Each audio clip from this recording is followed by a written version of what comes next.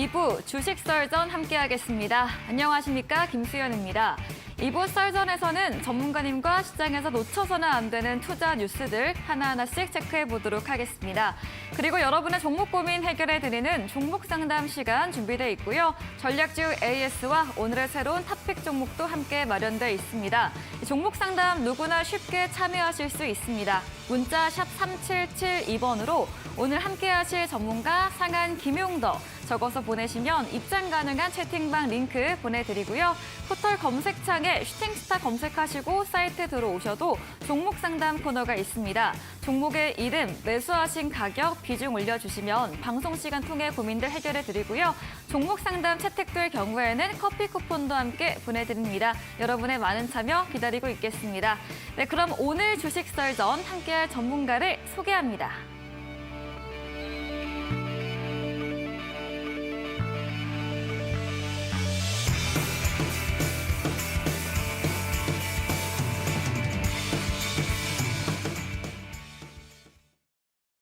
네, 오늘 주식 썰전 상한 김용덕 전문가님과 함께합니다. 전문가님 어서 오세요. 네, 반갑습니다. 네, 반갑습니다.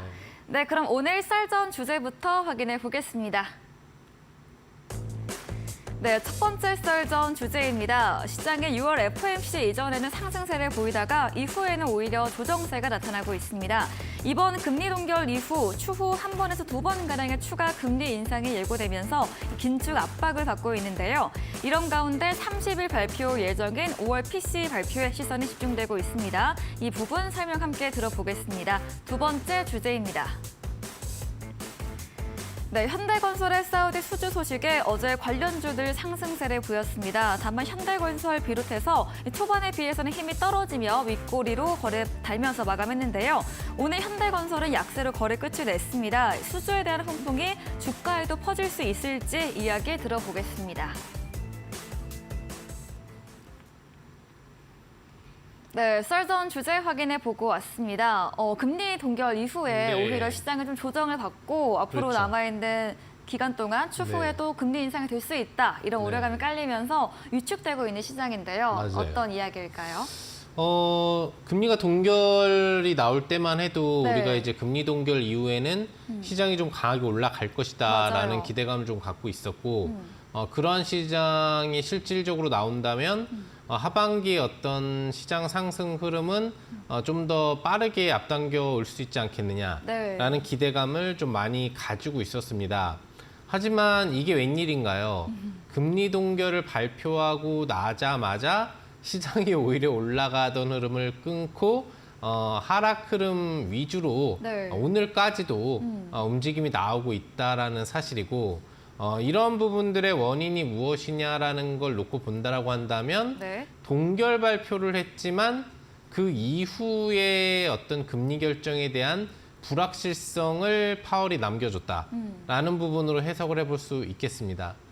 즉 파월이 동결은 하지만 앞으로 남은 하반기에 금리를 추가로 인상할 수 있다라는 얘기를 사실 그 금리 결정 과정인 6월 2주차 금리 결정 이후 새벽 그 기자회견을 통해서 또 연설을 통해서 좀 얘기를 해주면서 월가의 어떤 부담감으로 좀 다가올 수 있는 그런 이야기를 좀 해줬었거든요.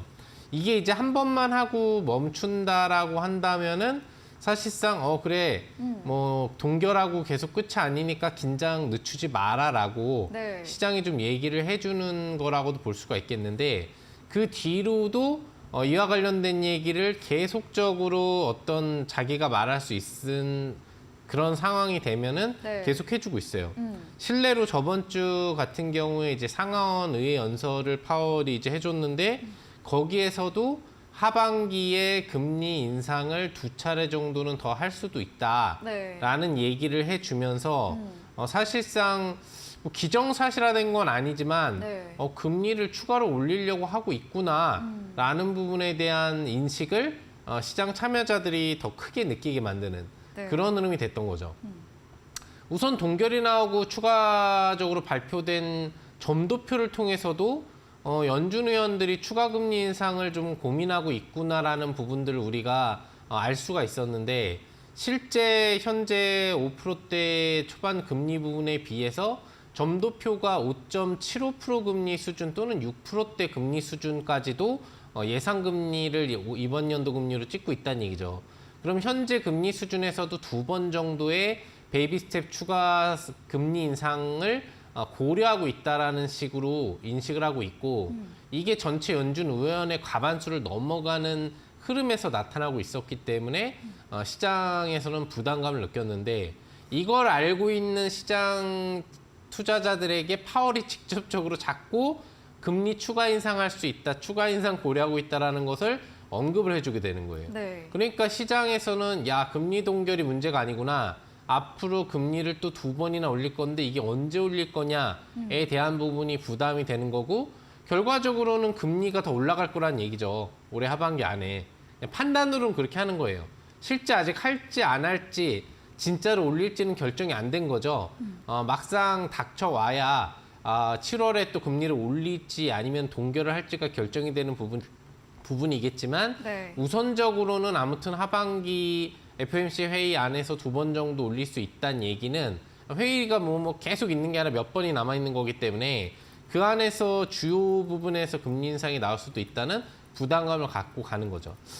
그래서 이제 힌트가 될 수 있는 내용들 같은 경우에는 아무래도 이제 28일 날 파월 의장이 유럽 중앙은행 그 총재와 연동되는 유럽 그 포럼에 참석을 하게 됩니다. 중앙은행 포럼에 참석을 하게 되는데 거기에서 이제 또 유럽 그 관련 그 의원들하고 또 유럽 중앙은행 총재하고 또 얘기를 좀 하면서 또 미국의 어떤 정책들에 대한 이야기를 좀 해주게 되는 뭐 연설 수준이라고는 볼 수 있는 건 아니겠지만 네. 공유하는 금리 정책에 대한 얘기를 해주게 될 것 같은데 여기서 또 미국은 하반기에 금리를 또 인상할 거다라는 식의 언급을 강하게 어필해 주는지 여부가 상당히 중요할 것 같아요. 네. 왜 그러냐면은 지금 이제 유럽 같은 경우는 아직도 금리를 올리고 있잖아요. 그렇죠. 미국은 금리 동결을 했지만 유럽은 금리 동결을 하지 않고 지속적으로 6월까지도 베이비 스텝 인상을 해서 4%대 금리 수준으로 이제 올라가 있는 네. 상태이기 때문에 네. 아직까지도 미국의 금리하고는 금리 격차가 1% 범위 이상이 난다라는 얘기죠. 그 얘기는 유럽은 지속적으로 추가 금리 인상을 고려하고 있다라는 걸로 해석을 할 수 있는 거고 네. 이런 부분이 이제 미국이 추가 금리 인상을 해줄 경우에는 유럽 같은 경우에도 하반기에 지속적으로 금리 인상을 끊기지 않게 할 수밖에 없는 금리 격차를 너무 벌어지게 하면 안 되니까 왜?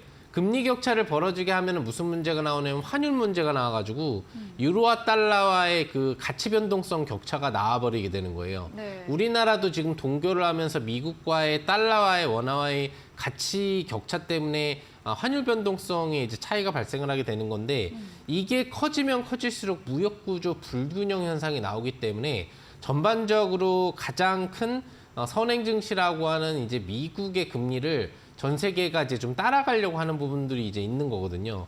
아무튼 유럽 같은 경우에는 금리를 계속 올리고 있는 추세이기 때문에 뭐 미국이 추가로 올린다는 부분에 대해서 부담은 없겠지만 금리를 하반기에 인상을 멈출 수 없다라는 인식을 이제 심어줄 수 있게 된다는 얘기죠. 그리고 이제 29일 같은 경우에는 스페인 마드리드에서 그 관련 스페인 중앙은행 총재와의 이제 만남을 또 갖게 되고 거기에서 또 이야기를 해주게 된다고 하죠. 결국에는 이제 유럽 내에 연동된 문제겠지만 하루 걸러서 또 파월 의장이 공개석상에 나와가지고 금리 정책과 경제 정책에 대해서 얘기를 해주게 된다는 얘기죠. 그럼 꼭 이런 얘기가 나오면은 파월 의장은 금리에 대해서 얘기를 해버리기 때문에 29일 날도 좀 부담이 될 수 있겠지만 30일 날도 사실 부담이 될 수 있는 28일도 그렇겠지만 네. 29일도 부담이 될 수 있는 문제가 될 것 같아요. 특히 이제 28일 같은 경우에는 우리나라 시각으로 10시 반인가요, 오후. 그 정도기 때문에 직접적으로 이제 미증시 개장 흐름에 영향을 줄 수 있는 요소가 네. 좀 될 수 있을 것 같고 다음 날 같은 경우에는 우리나라 시간으로 오후 3시 반 우리 장이 다행히 끝나고 나서 네. 그때 이제 회의라든지 뭐 이런 연설이 진행될 수 있기 때문에 직접적으로 증시 영향은 주지 않을 것 같은데 어찌됐거나 파월 의장이 이런 금리의 추가 인상에 대한 언급을 이런 어떤 회의 과정을 통해서 언급을 해주게 될 경우에는 지금 시장이 계속 누르고 있고 다시 반등 타이밍을 준비하고 있잖아요. 네. 여기에 계속 걸림돌이 될 수밖에 없는 그런 요인이 될 것 같아요. 가장 중요한 거는 이제 아무래도 이번 주에 이벤트는 파월 의장의 뭐 언급도 중요하겠지만 개인 소비 지출 발표가 되겠죠. 네. 그러니까 결국에 미국이 지금 동결로 한번 들어선 이유는 나름대로 CPI라든지 PPI라든지 각종 뭐 고용 지표는 아직도 강세를 유지하고 있지만 이런 기본적인 물가지수 지표가 하락 추세를 안정적으로 주고 있기 때문에 이제 동결을 한번 하고 지켜보자라는 쪽으로 지금 중심축을 좀 옮긴 거란 말이에요. 그러면서도 추가적인 금리 인상을 계속 남아있다라고 지금 언급을 해주고 있는 부분인데 지금 이번에 개인 소비 지출 미국의 4대 지표잖아요. 네. 고용 지표하고 소비 지출 지표하고 그다음에 소비자 물가 지수 지표하고 그다음에 생산자 물가 지수에서 4대 지표 중에 한 개 지표가 항상 월 말 주간에 보통 발표가 되게 되어 있는데 이게 어떻게 되는지 여부가 또 상당히 중요한 거예요. 네. 왜 그러면 예전부터 파월 의장이 언급을 할 때 금리 결정에 제일 중요하게 보는 것을 PC 지표라고 얘기를 해줬거든요. 네. 파월 기준으로 중요하게 보는 지표를. 네. 근데 이게 이제 PC 지표잖아요. 그러다 보니까 전체적으로 PC 지표가 계속 낮아질 수 있는지 여부가 사실 중요한 거예요. 그러면 개인의 소비 지출이라고 하는 부분들은 뭐냐면 개인이 얼마나 소비를 하는데 지출을 할 수 있느냐의 여부로 타진을 해볼 수가 있기 때문에 그 수준이 떨어지면 떨어질수록 전체적으로는 물가지수에 대한 어떤 압박을 가라앉힐 수 있다는 얘기죠. 즉 인플레를 개선할 수 있는 기대감이 있다는 얘기예요. 근데 개인 소비 지출의 어떤 물가지수 수준이 올라간다는 얘기는 개인 소비력이 올라간다는 얘기이기 때문에 관련돼서 인플레가 다시 확대될 수 있다는 얘기로 설명을 할 수가 있겠는데 보시면 계속 꾸준히 낮아지고 있었어요. 지금 네. 2022년도 기준 흐름 부분부터 시작을 해가지고 쭉 지표에 대한 흐름 부분들이 좀 낮아지는 긍정적인 흐름이 이제 나왔었는데 최근 5월 흐름 부분으로 들어오면서부터 이게 다시 상승으로 바뀌었다라는 거죠. 그러니까 저번 달 발표했었던 26일 날 발표했었던 4월 그 개인 소비 지출 지표가 네. 예측을 3.9로 했는데 실제가 4.4가 나와버렸어요. 그러니까 개인 소비 지출력이 더 떨어질 거라고 시장 예측을 했으나 실질적으로는 올라갔기 때문에 네. 5.0에서 4.1로 내려왔다가 4.4로 올라갔기 때문에 개인이 다시 소비를 확대하고 있다라는 인식으로 판단이 되는 거죠. 네. 그러면은 인플레가 다시 올라가고 그쵸. CPI 지수가 이제 올라갈 수 있는 그런 부분들에 대한 요소가 되거든요. 네. 근데 이번에 이제 예측하는 수준의 예측치가 4.6이에요. 한마디로 올라가네요. 얘기하면은 네. 예, 올라간 거죠. 네. 실제 저번 달 예측치가 3.9였는데 4.4가 나왔는데 네. 실제 수치보다 더 높은 예측 수치가 나왔다는 얘기는 개인의 어떤 소비 지출 능력에 대해서 더 높게 나올 거다라고 월가가 예측을 하고 있다는 얘기죠. 일단 이거 자체가 악재로 받아들여질 수 있는 문제가 되는 거고 실제 수치가 중요한 것 같아요. 이렇게 조금 일단 높여놔서 시장의 부담감을 높은 상태로 가져왔는데 막상 발표가 4.5나 4.4가 나오면 호재가 되는 거예요. 그러니까 4.4인데 4.5로 0.1이 올라간다고 하더라도 월가 예측치가 4.6으로 나왔기 때문에 이거보다 떨어지면은 조금은 증가했지만 월가 예측치보다 증가 속도가 둔하구나라고 인식하면서 시장의 영향이 적을 수 있는데 만약에 시장 예측치가 4.6이 나왔는데 이게 4.7이나 4.8 또는 4.6이 맞춰져도 안 돼요. 결국에는 0.2가 또 올라갔다는 얘기가 되는 거다 보니까 네. 7월 달에 FOMC에서 파월 의장과 그 연준 의원들이 금리를 한 달 동결했다가 다시 베이비 스텝으로 인상할 확률이 생기는 거죠. 그러면은 시장은 또 혼란에 빠지게 되거든요. 그렇기 때문에 전체적으로는 이 개인 소비 지출 지표에 대한 흐름이 시장 예측치에 비해서 하회하는 흐름이 나오는 게 굉장히 중요하다라는 거고, 그게 이제 이번 달 뭐 마지막 우리는 이제 거래일이 끝나고 발표가 되게 되고 미증시 같은 경우에는 이제 주말 전 거래가 진행되는 그 개장 이전 시점에서 미리 발표가 되기 때문에 그런 어떤 이번 달 마지막 거래일에 영향을 주는 요소로 작용을 할 수가 있겠죠. 네. 그래서 예측 수준이 어떻게 예측 수준 대비 실제 수준이 어떻게 나올 거냐는 솔직히 지금 분석하기가 좀 어려워요. 왜냐하면 월가에서 상승을 예측했다는 얘기는 어느 정도 저번 달에 나온 지표에 대한 흐름 부분들을 분석해서 나온 거기 때문에 이 부분이 실제 저번 달 수치에 비해서 현저하게 낮게 나올 확률은 굉장히 적다라는 얘기죠. 그래서 이번 개인 소비 지출 지표 자체가 시장에 호재로 작용할 확률보다는 악재로 작용할 확률이 조금 더 높다라는 얘기고 어떻게 보면 금리 동결 이후로 일주일 이상의 시장 조정이 이어지고 있는 시점에서 네. 이번 주간에는 좀 시장이 반등으로 턴될 기대 심리를 가져볼 수 있지 않느냐를 생각해야 되는 구조 속에서 네. 여러 가지 변수들이 계속 존재하기 때문에 그러네요. 막상 이번 주, 그러니까 6월 마지막 주까지의 흐름을 좀 지켜본 뒤에야 시장이 다시 반등으로 돌아설 수 있는지 여부를 확인할 수 있지 않을까 조심스럽게 생각해 볼 수 있겠습니다. 네, 이 8월에 금리 추가 인상에 대한 언급 발언들이 월말 예정된 일정들에서 나온다면 시장에는 걸림돌이 될 수밖에 없는 부분 이야기 들어봤고요. 또 8월에 중요하게 보는 지표인 30일 예정된 미국의 5월 PCE 개인 소비 지출 물가 지수가 이번에 월가 예측치가 4.6으로 더 전월 대비 높아진 가운데 이 발표되는 지수가 예상치를 하회하는지 체크하시면서 7월장 대비해 보시면 되겠습니다. 네, 두 번째 주제로 넘어가 보겠습니다. 수주 소식이 있었지만 좀 시장이 어려워서인지 호재가 크게 반영이 되지 않은 부분일까요? 아니면 뭐 민감주이기 때문에 경기 네. 침체 우려감으로 또 크게 움직이지 않는 건지 이 호재가 나왔음에도 큰 상승은 나오지가 아직 않았어요. 맞아요. 네, 지금 어떻게 하면 좋을까요? 사우디발 6.5조 네. 원의 수주라고 하면 역대 최고 네. 수준의 수주라고 하기 때문에 또 의미 자체가 사우디아라비아에서의 최대 석유화학 단지 조성 프로젝트거든요. 물론 이제 현대건설이 이 프로젝트의 전체를 다 차지한 건 아니고 4단계로 나뉘는 프로젝트 중에서 두 가지 프로젝트를 이제 수주했다라고 보시면 될 것 같아요.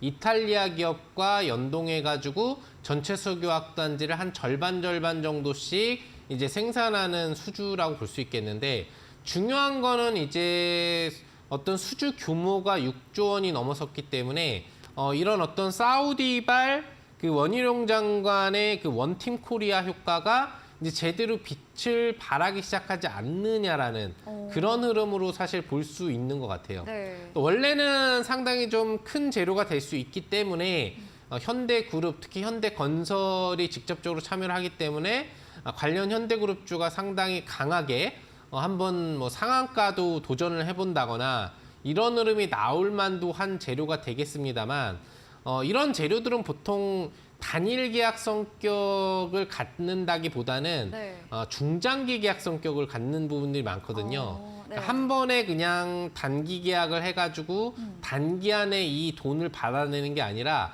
이 단지를 조성하는 데는 굉장히 오랜 기간이 걸린다는 얘기예요. 그쵸. 그러다 보니까 어떤 수주액의 규모는 크지만 수주를 했다라는 기준은 뭐하고 비교를 할 수 있냐면 선박 회사가 어떤 중동이라든지 또는 다른 뭐 유럽 지역이라든지 좀 돈 있는 나라들을 통해서 선박 수주를 한 거하고 비슷한 것 같아요. 네. 선박 하나당 이제 몇 조 원 단위의 금액 수주로 계산이 되기 때문에 이런 부분들도 크게 인식은 되지만 선박 수주를 했다고 그 종목이 상한가를 가진 않거든요. 그쵸. 예. 다만 이런 수주들이 모여서 전체 매출액의 증가 부분이나 관련 실적 부분의 연동 요소로 작용할 수 있기 때문에 단기적인 흐름에서는 급등이 나오지 못했다고 하더라도 중장기적으로는 주가를 올릴 수 있는 좋은 촉매제가 될 수 있겠죠.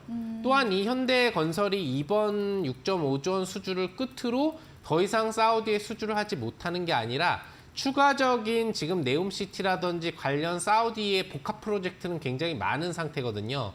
그런 부분의 측면에서 다방면의 건설 기술력을 보유한 현대그룹에서는 앞으로 사우디에서의 추가 수주 기대치를 높일 수 있는 내용이 될 수 있는 거예요.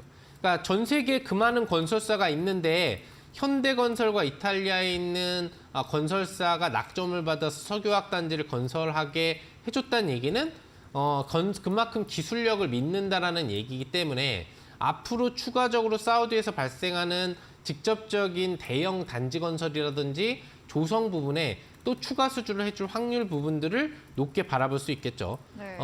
그래서 기본적으로 현대건설의 주가 흐름을 놓고 본다라고 한다면은 지금 음봉이 연속적으로 나오는 부담스러운 차트가 형성되고는 있겠습니다만 예. 앞으로의 흐름에서는 추세 흐름에서는 상방 추세 흐름을 좀 더 보여줄 수 있는 그런 상승 추세가 좀 나올 수 있지 않을까 기대를 해볼 수 있겠고 또 바닥권에서 음봉 캔들이지만 마르보즈 캔들 차트가 이제 나오면서 전체적으로는 상방 전환 캔들이 형성될 수 있는 구조 캔들을 만들어 줬다라고 볼 수가 있거든요. 그렇다라고 한다면은 이제 추세형 반등을 시작할 수 있는 거래가 동반되는 형성이 나타났다라고도 해석을 해볼 수 있겠습니다.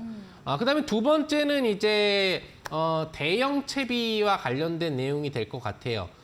우리나라에 있는 비상장 회사에 해당을 하는데 역시 원팀 코리아 소속으로 관련 사우디 수주 부분에 좀 참여를 했었던 그런 회사이고요. 관련 부분에서 이번에 전기 충전소 프로젝트와 관련된 부분에 있어서 사우디와 계약을 체결했다라는 소식을 접하셨을 거라고 볼 수 있겠습니다. 네. 이 또한 어떻게 보면 현대건설이 수주를 해내기에 앞서서 우선적으로 전기차 충전 서비스와 관련된 부분에 국내 기업의 기술력을 인정받은 사례라고 좀 볼 수가 있겠는데요. 대형 채비 같은 경우에는 국내에서도 기본적인 대형 그 현대차, 기아차와의 협력 제휴를 하고 있을 뿐만 아니라 국내의 테슬라의 전기 충전소의 직접적인 공급 회사이기도 합니다. 그러니까 독점 회사라고 보시면 되겠죠. 그래서 그만큼 테슬라에서도 국내의 대형 채비의 기술력을 인정하고 테슬라와 관련된 충전소 모델 부분들의 대형 채비의 제품을 사용할 수 있게 해준 부분들이 되겠죠. 그리고 또 미국에 얼마 전에 그 윤석열 대통령이 이제 갔을 당시에도 전기차 충전 관련 회사로서는 유일하게 이 대형 채비가 122개 기업의 그 오너들과 함께 참석을 했다라는 소식을 아마 들어보신 분들이 있을 겁니다. 그만큼 앞으로 급속 충전, 전기차는 이제 얼마나 빨리 충전할 수 있는지 여부가 중요하거든요. 네. 급속 완충 기술에 있어서 국내에 있는 이 대형 채비의 앞으로의 해외발 수주 기대치는 이제 높은 것 같고요. 사우디발도 이번에 전기차 충전소 수주뿐만 아니라 추가적인 전기차 프로젝트를 지속적으로 지금 높여가고 있는 추세인데 추가적으로 관련된 대형 채비의 여러 가지 다른 기술력을 협력사로 형성을 하면서 추가 수주 가능성이 상당히 높다라고 볼 수 있겠습니다. 그럼 우리가 수혜가 될 수 있는 요소 비상장 회사잖아요. 비상장 회사이기 때문에 이 회사와 연계된 수주회사가 어떤 회사인지를 생각을 해볼 수가 있겠는데 수주회사와 연동되는 수혜회사가 이제 세 가지가 있습니다. 네. 그 중에서 가장 지분율이 이제 높은 회사는 스틱 인베스트먼트라는 회사가 되겠는데 최근에 주가 흐름이 굉장히 좋죠. 그만큼 대형 채비 효과에 대한 기대 심리 그리고 앞으로의 추가 수주에 대한 기대 심리가 주가에 지금 반영되고 있다라고 볼 수가 있겠습니다. 실제 대형 채비의 현재 대주주가 약 44%의 지분율을 보유하고 있고 스틱 인베스먼트가 1차 투자와 2차 투자를 통해서 현재 총 1,100억 원 정도의 대량 투자를 대형 채비에 해주면서 지분율이 30% 정도가 된다고 합니다. 그러니까 앞으로 대형 채비에 대한 사우디발 수주 효과나 국내 전기차 관련된 충전 프로젝트에 대한 얘기가 나올 때마다 네. 대형 채비의 효과가 나오면서 스틱 인베스트먼트의 효과가 높아질 걸로 볼 수 있겠고요. 이 종목 외에도 지분율은 낮지만 국내에 있는 두 개 회사가 추가적으로 연동 효과를 보이고 있는데 한 회사는 이제 카카오 모빌리티라고 하는 회사가 지분율이 이제 10% 정도로 연동 재료를 갖고 있지만 역시나 직접적으로 뭐 상장된 모델 부분들은 사실 아니기 때문에 카카오 그룹주는 또 너무 커요. 그래서 연동 효과를 크게 받기는 좀 어려울 것 같고 또 한 개 회사가 있는데 그 회사는 오늘 무료 추천주와 관련된 연관성이 있기 때문에 여기서 직접적으로 공개하기는 어려우나 역시 대형 채비에 대한 투자사로서 앞으로 그 관련 시세 레벨업 효과를 좀 바라볼 수 있지 않을까 생각합니다. 관련돼서 제인채비 같은 경우에도 이렇게 주식 투자 비상장 회사이기 때문에 투자를 해놓은 연동 회사의 수혜성을 여러분들이 알아봐야 되고 그런 회사에 대한 주가 흐름이 저점에만 있다라고 한다면 앞으로 어떤 본파동 시세라든지 상당히 강력한 상승 레벨업에 대한 효과를 중장기적으로 받을 수 있다라는 기대 심리를 생각을 해볼 수 있을 것 같고요. 이 외에도 이제 사우디발 수주 모멘텀이 앞으로 지속적으로 터져나올 걸로 기대를 해볼 수 있겠는데 네. 우리나라에서 사우디에 직접적으로 수주를 딸 만한 각 업종 대표 종목들 그리고 또 직접적으로 원인용 장관과 사우디를 통해서 연계 사업 영역을 하러 갔던 오너 관련 회사들에 대해서 여러분들이 잘 찾아보신다면 시트 시세를 나타내 줄 수 있는 그런 종목들을 많이 발견하실 수 있지 않을까 생각해 볼 수 있겠습니다. 네, 현대건설의 사우디 수주, 원팀 코리아의 성과 본격화된 것으로 볼 수 있다고 합니다. 역대 최대 수주 규모이고 여기에 그치는 게 아니라 추가 수주 가능성도 열려 있다고 말해주셨습니다. 또 이런 재료는 주가에 단기로 작용되기보다는 선박 수주 예로 들어주시면서 중장기적으로 단계적으로 반영된다고 합니다. 그리고 대형 채비, 전기차 충전소, 설비 부분 MOU 체결까지 짚어드리면서 상장 수혜주까지 정리해봤습니다. 네, 오늘 강의해 주신 상한 김용덕 전문가님에게 방송 이후에도 자세한 정보, 더 다양한 전략을 듣고 싶으시며 문자 샵 3772번으로 상한 김용덕 적어서 보내시면 입장 가능한 채팅방 링크 보내드립니다. 그리고 화면 하단 QR코드 통해서도 휴대폰 카메라 대주시면 입장 가능합니다. 네, 오늘 방송 이후입니다. 9시부터 상한 김용덕 전문가님의 무료 공개 방송도 예정돼 있습니다. 공개 방송에서 어떤 주제로 이야기해 주실까요? 네, 시장이 참 쉽게 올라가지 못하고 네. 오히려 이제 눌러주고 있고 이번 주도 불안한 시장이 지속적으로 연출이 되고 있는데 네. 이런 상태에서도 우리는 수익을 내야 되겠죠. 중요한 부분들은 바로 시장 탓을 하지 말자. 시장을 이겨낼 수 있는 승률 매매를 하자라는 부분들이 되는 것 같습니다. 여러분들이 10개를 매매해서 9개, 10개 종목을 수익을 낼 수 있다면 어떤 장세가 오든 걱정은 없겠죠. 바로 그런 고승률 매매를 할 수 있는 방법에 대해서 오늘 야간 무료 방송을 통해서 여러분들한테 방법을 알려드릴 테니까요. 네. 꼭 참석하셔서 좋은 정보 받아가시면 좋을 것 같습니다. 네, 시장 탓을 하지 말자 어려운 장에서도 이겨낼 수 있는 승률 매매법 소개해 주신다고 합니다. 포털 검색창에 슈팅스타 검색하시고요. 사이트 들어오시면 첫 화면에 상한 김용덕 전문가님 프로필 바로 아래 방송 입장 가능한 버튼이 있습니다. 9시부터 클릭하시고 함께 하시면 되겠습니다. 그리고 준비된 이벤트도 있습니다. 마지막 코너 도전 상한가에서 전략 종목에 대한 힌트를 알려드립니다. 힌트 듣고 정답 아시는 분들도 9시 공개 방송에 들어오셔서 채팅창에 남겨주시면 커피 쿠폰 보내드리겠습니다. 네, 오늘 썰전 주제 정리해보고 돌아오겠습니다.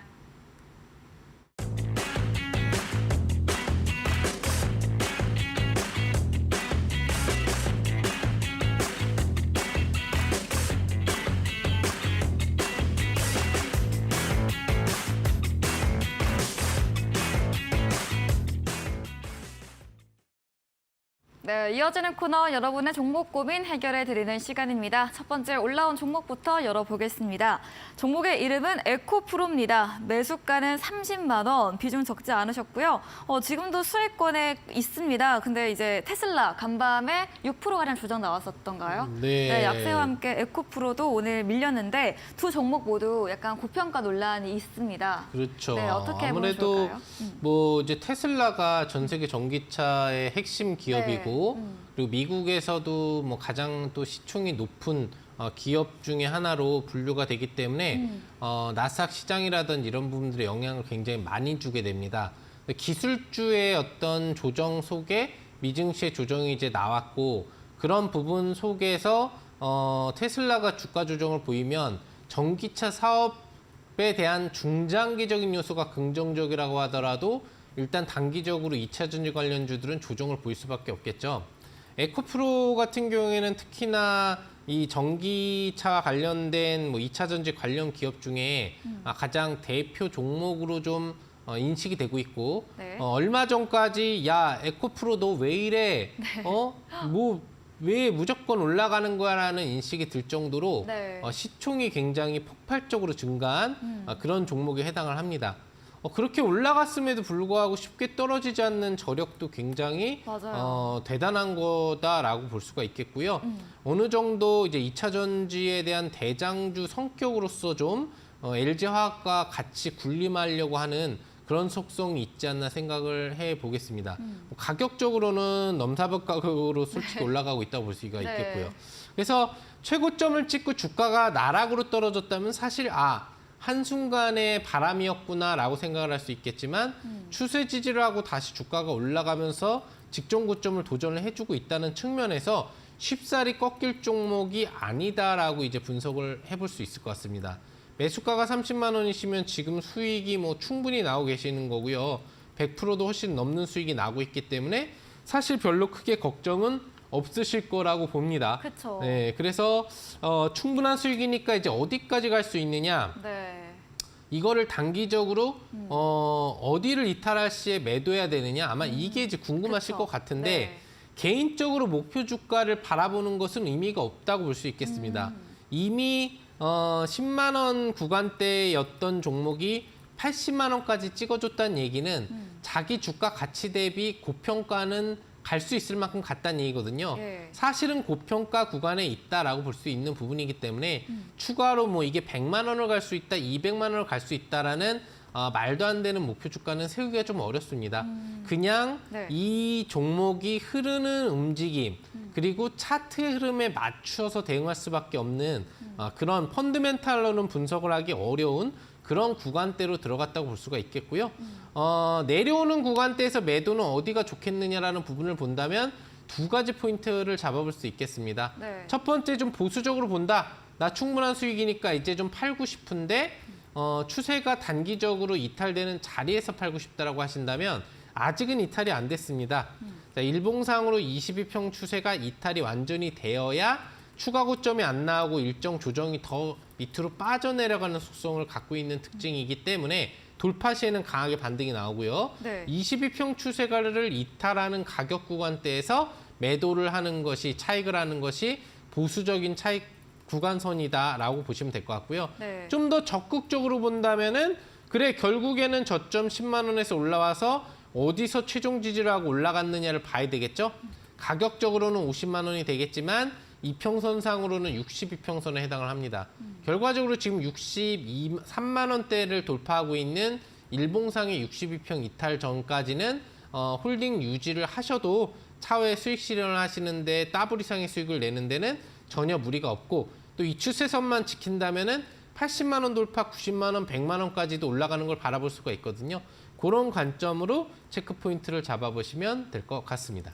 네, 수익권이라 즐거운 고민이실 것 같은데요. 일봉상 21선 이탈되는 데 보수적 차익 구간으로 제시해드렸고요. 61선 이탈까지 체크해 보시기 바랍니다. 다음 종목은 조선내화입니다. 매수가 16,000원, 비중 적지 않으셨는데요.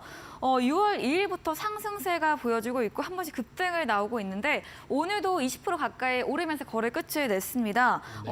조선내화 또 이분은 이제 추격 매수하신 것 같은데 그렇죠. 네, 네. 추경 매수를 하셨는데 그래도 수익 중이네요. 다행히 수익 중이긴 한데요. 네. 굉장히 높은 가격에 사주셨는데 네. 수익 중이시고 16,000원 매수에 들어가셨다는 얘기는 그걸 노리신 것 같아요. 굉장히 공격형 투자 방법에 해당을 하는데 네. 이전 고점 돌파 시 매수 패턴이죠. 그러니까 신고가 패턴 시 매수를 하는 매매법이 이제 있거든요. 네.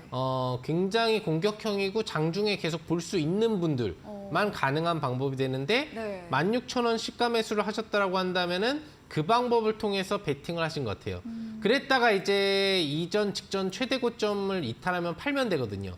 그게 15,500원입니다. 네. 근데 거기를 이탈하지 않았기 때문에 유지하시고 지금 홀딩을 하면서 수익 중이신 것 같습니다. 지금부터는 이제 어떻게 대응해야 될까요? 직전 고점 이탈 시 매도 대응을 하면은 손실 전환이 되게 되죠. 수익이 충분히 나고 있는데 그러실 필요는 이제 없다는 얘기고요.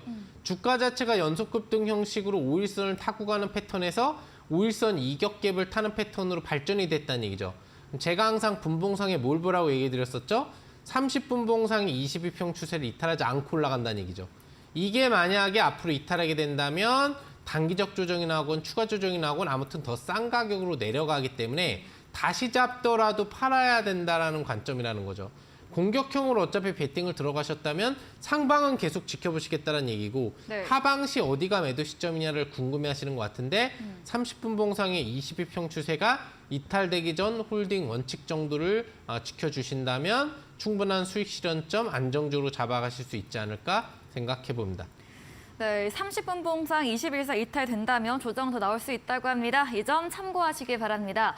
종목 상담 더 원하시는 분들은 문자 샵 3772번으로 상한 김용덕 적어서 보내시면 입장 가능한 채팅방 링크 보내드리고요. 포털 검색창에 슈팅스타 검색하시고 사이트 들어오셔도 종목 상담 코너가 있습니다. 종목의 이름, 매수하신 가격, 비중 올려주시면 방송 시간 통해서 고민들 해결해 드리겠습니다.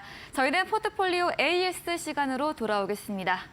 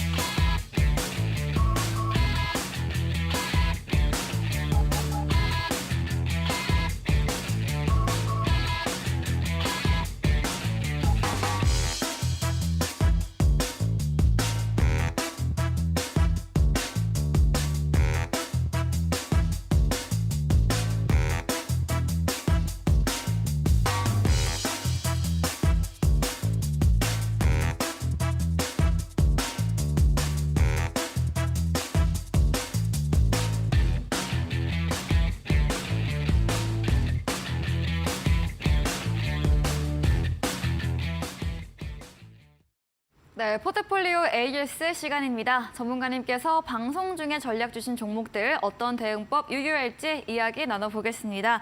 첫 번째 종목은 지난 방송 추천주였던 6월 21일에 매수했던 현대모백스 물류 자동화 관련 종목입니다. 네옴시티 수혜도 예상된다 말씀 주셨고요. 실적도 탄탄한 기업으로 설명 들어봤습니다. 현대모백스 어떤 전략 또 필요할까요? 네, 굉장히 아쉽게 목표 주가 달성을 진짜 네. 코앞에 두고 네. 깻잎 한 2장 차이로 두고 깻잎 2장. 네.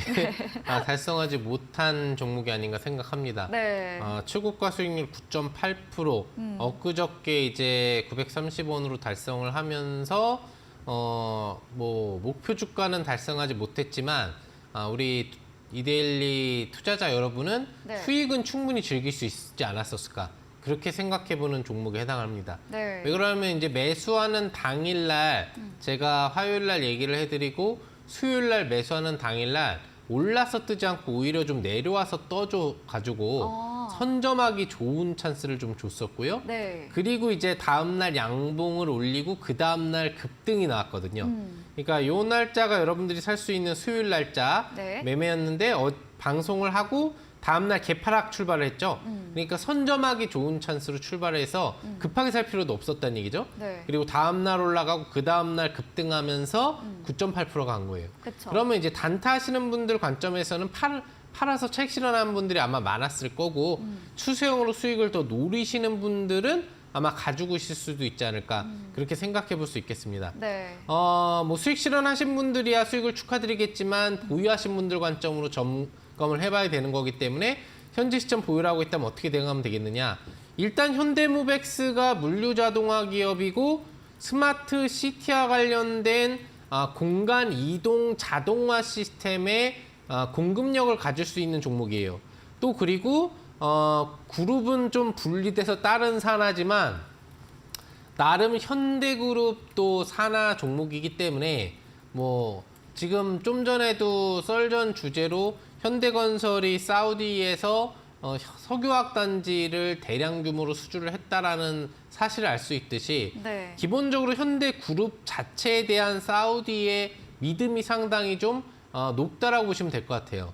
뭐 당장에 기본적으로 중동에 있는 뭐 두바이에 있는 굉장히 높은 건물 같은 경우에도 역시 현대그룹의 어떤 힘이 들어가 있다라고 본다면 앞으로 이제 이러한 네옴시티나 실질적인 스마트시티 빌딩이라든지 이런 부분의 자동화 모델에는 현대무백스의 기술력이 들어가게 될 수 있겠고 네. 관련된 사우디발 오일머니 수주 기대 종목으로 앞으로 하반기에도 계속 관심을 가질 수 있는 종목이 되는 거겠죠. 그래서 저점으로 내려왔다고 해도 사실 단기적으로 수익 효과를 볼 수 있는 기회는 내려온 거지만 네. 차후에 또 저점 잡고 반등 나와서 직전 고점 돌파가 나온다든지 또 네옴시티발 수주 모멘텀이 나와서 상한가를 친다라든지 이런 기대 심리는 충분히 남아있다는 얘기죠. 그래서 저점 이탈 시 매도 대응선인 뭐 4,000원 여유롭게 잡아놓은 손절가선 이탈 흐름만 나오지 않는다고 한다면 이제부터는 조금 중기적으로 바라봐야 되는 관점이 되겠습니다만 충분히 앞으로의 수익성을 기대할 수 있는 종목이다라고 분석할 수 있겠습니다. 네, 네옴시티발 수주 모멘텀 등 기대감이 있기 때문에 4,000원선 이탈되지 않는다면 중장기로 보유 전략 남겨드렸습니다. 다음 종목은 4월 5일에 매수했던 손오공입니다. 완구 관련 종목으로 어린이날 앞두고 추천 주셨었는데요. 네. 어제 오늘 강세를 보였습니다. 4% 가까이 오르면서 거래 끝이 냈거든요. 손오공 어떤 의견 주실까요? 어린 마음을 가지고 있는 우리 이데일리의 많은 시청자 여러분께 상당히 네. 좀 충격을 줬었던 그런 종목이라고 볼 수 있겠고요. 네. 어린 마음을 갖고 야 이거 수익 좀 빨리 많이 났으면 좋겠다고 했는데 어린이날 효과가 안 나와버렸죠. 그래서 뭐 이제 노란톡이라든지 무방을 통해서 계속적으로 점검을 해드리고 있는 종목인데 네. 쉽게 올라가지는 못하고 있는 것 같습니다. 다만 주가가 저점에서 바닥을 잡고 나면 자꾸 반등 시도가 나와주고 있다는 거죠. 네. 그리고 지금 같은 경우에도 추가 바닥을 한번 잡고 나서 좀 강한 양봉을 들어올려줬기 때문에 저점의 신호탄이 될 수도 있는 구역이라고 보시면 될 것 같아요. 예전 패턴을 놓고 보면은 주가가 4월에 강하게 올라갔다 5월에 내려오면은 한 6월 정도나 5월 말 사이에는 다시 강한 반등이 나왔었거든요. 근데 이번 흐름에서는 아직 그런 흐름이 나오지 않았기 때문에 추가적인 7월 달에 그런 패턴에 대한 흐름이 나올 수 있을지 여부를 판단해 보시면 좋을 것 같고요. 보유하고 계신 분들 같은 경우에는 앞으로 이 종목에 대해서 지속적으로 체킹을 받고 싶으시다면 반드시 노란 톡방에 들어오셔서 에이스 점검을 받으셔야 된다라는 거 참조를 해주시면 좋을 것 같고 네.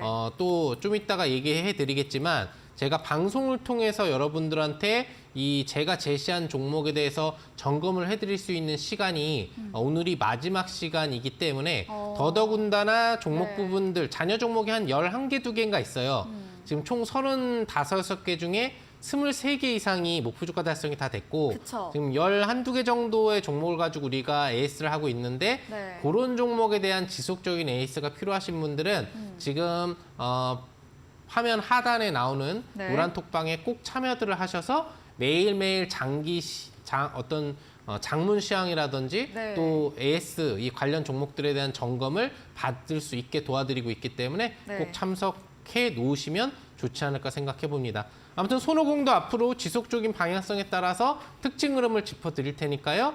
보유하고 계신 분들은 최종 매도 시점까지 상한 김용덕 대표와 함께 잘 관리 받아보시면 좋을 것 같습니다. 네, 전문가님 4대 엔터 위주로 또 그리고 네. 세 자릿수의 수익률 난 종목들이 굉장히 많잖아요. 그렇죠. 네, 그렇죠. 크게 수익 난 종목도 네. 많기는 한데 항상 기억에 남는 거는 수익 난 거보다 손실 난 네, 종목. 손실 난 거를 시청자분들이 많이 기억하기 때문에 네. 저는 이제 그런 종목을 AS 하는 거를 좀 더 집중적으로 생각하는 전문가에 해당을 합니다. 네. 그래서 꼭 노란 톡방에 들어오시면 네. 끝까지 매도 시점까지 관리를 제가 해드리겠다라는 거 잊지 않으시면 좋을 것 같습니다. 네, 손실된 종목들까지 전문가님 채팅방 들어오시면 꼼꼼하게 실시간으로 전략 챙겨드린다고 하니까요. 문자샵 3772번으로 상한 김용덕 적어서 보내시면 입장 가능한 링크 보내드리도록 하겠습니다. 마지막 코너 도전 상한가에서 전략주에 대한 힌트를 알려드립니다. 힌트 듣고 정답 아시는 분들도 9시 공개 방송 들어오셔서 채팅창에 남겨주시면 커피 쿠폰 저희가 보내드리겠습니다. 마지막 코너 도전 상한가로 돌아오겠습니다.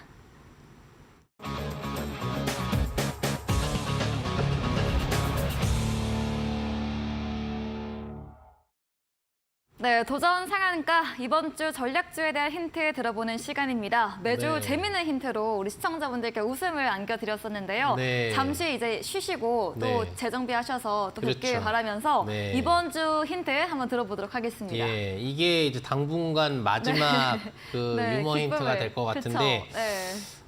재밌을지는 확실히 모르겠지만 아무튼 사명과 연계돼서 이제 힌트를 내봤습니다. 네. 종목이 막 이제 오르다가 조금 힘드니까 좀 휴식을 이제 취할 수 있겠죠? 네. 휴식을 취하고 나면은 이제 어떻게 다시 하면 될까요? 휴식을 취하고 다시 열심히 올라가야죠. 열심히 달려야 되는데 네. 우리가 바라는 건 항상 뭐죠? 상한가? 상한가 파동이죠. 그걸 네. 무슨 파동이라고 하죠? 상한가 파동을요? 맥스 파동이라고 하죠. 맥스 파동. 우리가 네. 하루에 바라볼 수 있는 최고의 상한가 파동은 네. 맥스 파동이라고 합니다. 네. 휴식을 취했으니까 네. 이제 맥스 파동이 나올 수 있는 종목을 오늘 준비해 본 거거든요. 네. 여러분들 이 말 속에 힌트가 들어있으니까요. 잘 생각해 보시면 좋을 것 같습니다. 네. 자, 이 종목 같은 경우에는 원래 하고 있는 기본 사업 영역은 이제 셋톱박스 사업 영역을 하고 있습니다. IPTV 영역 속에서 연동되는 이제 관련 중계기 서비스를 기본 사업 모델로 하는데 이것만 가지고 가기에는 조금 힘이 드니까 최근에 전기차 관련 사업 쪽으로 상당히 역량을 극대화시키고 있습니다.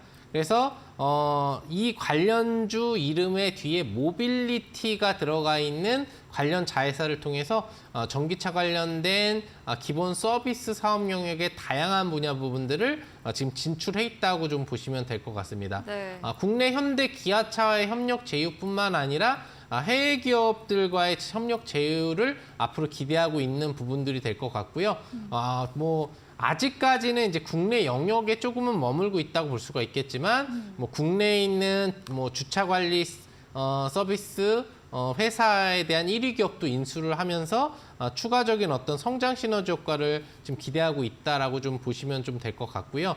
그런 부분들이 하나하나 넓혀지면서 이런 대형 채비 같은 네. 해외발 수주 모멘텀의 연동 수주에 대한 흐름으로 좀 다가올 수 있지 않을까 생각해 봅니다.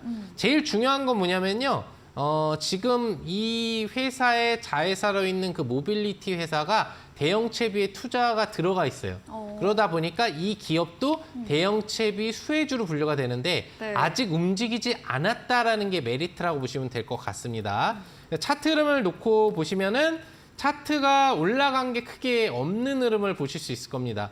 계속 박스권 변동성은 주고 있는데 최근에 관련돼서 대형 채비 효과를 받는 스틱 인베스트먼트는 어떻게 돼 있나요?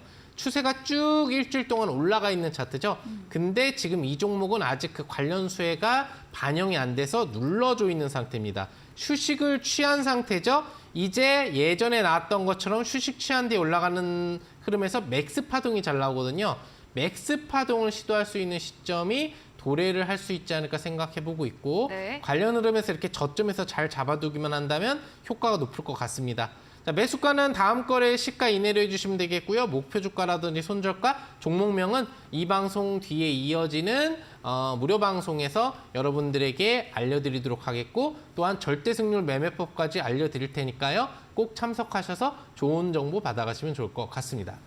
네, 맥스 파동, 상한가 파동이 기대되는 종목이라고 종목 이름 힌트 주셨고요. 이 썰전에서 다뤘던 대형 채비 수혜주로도 엮인다고 합니다. 전략주에 대한 자세한 대응 방법 원하신다면 문자 샵 3772번으로 상한 김용덕 적어서 보내시면 입장 가능한 채팅방 링크 보내드리고요. 10분 후 9시 공개 방송도 함께 보시기 바랍니다.